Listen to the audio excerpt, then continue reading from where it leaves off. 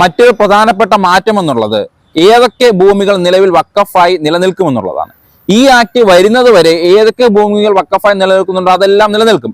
പക്ഷെ അതിൽ ഗവൺമെന്റുമായി ഈ പ്രോപ്പർട്ടി വഖഫിന്റേതാണോ ഗവൺമെന്റേതാണോ എന്ന സംശയത്തിന്റെ പേരിൽ കേസ് നടക്കുന്നുണ്ടെങ്കിൽ ആ ഭൂമികളൊന്നും വഖഫായി നിലനിൽക്കില്ല. അതുപോലെ തന്നെ നിലവിൽ സർക്കാർ ഭൂമികളൊന്നും ഇനി വഖഫായി നിഷ്പക്ഷമായി വഖഫായി പ്രഖ്യാപിക്കാൻ കഴിയില്ല. അതുപോലെ പട്ടികജാതി പട്ടികവർഗക്കാരുടെ ഭൂമികൾ ഇനി വഖഫായി പ്രഖ്യാപിക്കാൻ കഴിയില്ല.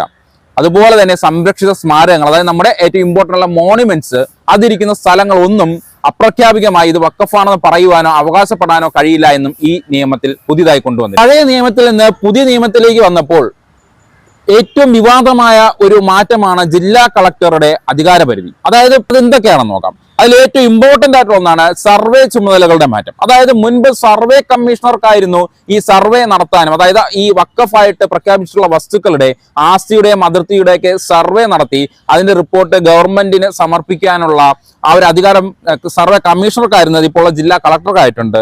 അതുപോലെ തന്നെ സംശയാസ്പദമായിട്ടുള്ള വസ്തു, അതായത് നിലവിലൊരു വസ്തു വഖഫായിട്ട് പ്രഖ്യാപിച്ചു, എന്നാൽ അത് സർക്കാരിൻ്റെതാണോ അല്ലെങ്കിൽ മറ്റേതെങ്കിലും ആൾക്കാരുടേതാണോ എന്ന് സംശയം നിലനിൽക്കുന്നുണ്ടെങ്കിൽ ആ വസ്തു അത് ശരിക്കും വഖഫാണോ എന്ന് തിരിച്ചറിയണം, അല്ലെങ്കിൽ അതിന് അന്വേഷണം നടത്തണം എന്നുള്ള ആ ഒരു പവർ. അതുപോലെ തന്നെ വഖഫ് രജിസ്ട്രേഷന്റെ സ്ക്രൂട്ടനൈസേഷൻ, അതായത് വഖഫ് ആയിട്ട് ഒരു വസ്തുവിനെ പ്രഖ്യാപിക്കാൻ വേണ്ടി ആപ്ലിക്കേഷൻ നൽകുന്നത് ഇനിയിപ്പോൾ ജില്ലാ കളക്ടർ മുൻപാകെയായിരിക്കും.